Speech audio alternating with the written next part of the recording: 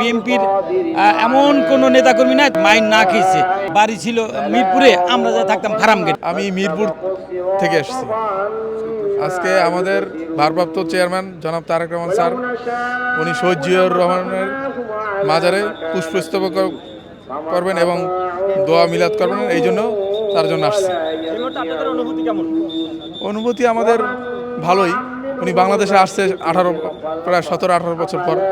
উনি শুধু আমাদের নেতা না, বাংলাদেশি নেতা, সবাইকে মিলে মিশে কাজ করবেন দেশের উন্নয়নের জন্য, এটা আমরা আশা করি।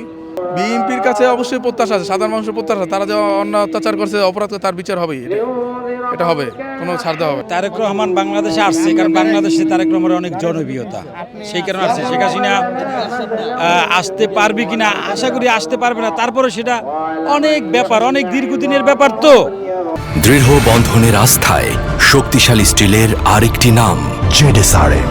5-10 বছর 15 বছরের পরে দেশে কি হয় না না হয় সে অগ্রিম তো আসলে ওইভাবে কিছু বলা যায় না। তা আশা করি আসতে পারবে না, যদিও আসে অনেক সময় লাগবে, তাৎক্ষণিক আসতে পারবেন না উনি, অনেক সময় লাগবে। আমরা অনেক মামলা হামলা শিকার হয়েছি, ঘরে থাকতে পারি নাই, ঘর ছাড়া হয়েছি, যে সন্তরি হয়েছি, বিভিন্ন হামলা মামলার শিকার। আর আপনারা সবাই জানেন, মিডিয়ার মাধ্যমেই তো জানছেন, এটার বলার আর কিছুই নাই। বিএনপির এমন কোনো নেতাকর্মী নাই তাদের নামে মামলা না আছে, মাইন না খেয়েছে, রাজপথে না পলাই থাকছে। হয়তো এই বাড়ি ছিল মিরপুরে, আমরা যা থাকতাম ফার্মগেট, এই রকমেরই তো পলাই রয়েছি। হয়তো সেখান থেকে আল্লাহ পাক আমাদেরকে মুক্ত করছে।